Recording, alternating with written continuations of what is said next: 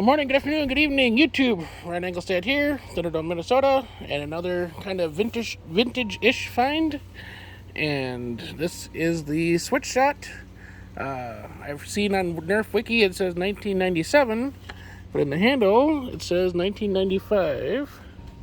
So, and from when Kenner owned it. I don't know if it, yeah, I guess it kind of does show up in there. And it is a Hamp. So this, is all the oomph you put into it will shoot the darts out the front. But unfortunately, this is showing its age and would need some lubrication. I mean, we've all been there, haven't we, guys? As things get older, things dry out. And I was thinking about it and looking for screws, and there's no screw holes. So I'm guessing why these are somewhat rare nowadays is if people are whaling on these to try to get the most oomph out of the dart. I'm guessing this solvent weld here probably didn't hold up to too much yanking and pulling. And I'm guessing it wasn't also very expensive at the time, so it was probably considered disposable. The switch shot part does work, and that's how you switch between the two barrels, which is neat. And this is the old school sticker, so no screws and stickers. Man, Nerf, you had your ups and downs for sure, but no screws and stickers, no paint. Come on. So very much Dr. Flux's colors, their scheme there, and nice bright yellow there, nice bright orange. So I would assume that this was sitting in the back of somebody's drawer or in a box, and they were moving it and threw it up for sale. I found it on a listing when I was looking under vintage toys. I was just spending some time looking around on Facebook Marketplace, and just typed in vintage Nerf. And I think the vintage is what got me to this one, because I've typed in Nerf plenty of times and never seen this. And it had been for sale for a while. But Nerf wasn't even in the first few words. It was like vintage toy blaster, da-da-da-da, and then Nerf. So it was an odd one, and came across it.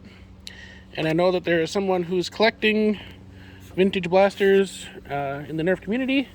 And if you've found my channel and not Captain Xavier's channel, I think that you should set that right away and go find his channel, because he has some a cool collection and plenty of videos showing it off.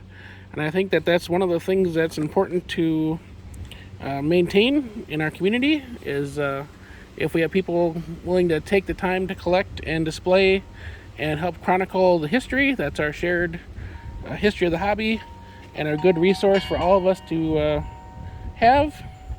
So I'm glad that there have been so many people contributing to that collection, those collections. I should say that Wacom has a great collection, and so does Mongoose Jake. There are plenty of blaster history to be shared by all of us. So I won't try to do a firing demo, because while both of them still do work, it goes about, just barely dribbles out of the barrel. This shoots the vintage micro darts, and these darts have definitely seen some wear. And like I said, the Hamp isn't very hampy. It doesn't have much oomph left to it. So other than it being perfectly aesthetically pleasing, the performance just isn't there. So there's plenty of vintage blasters I had when I was a kid I wish I still had. But at the time, like the Warthog from the Max Force line and other ones that we had, barely shot the length of the hallway, indoors, no wind.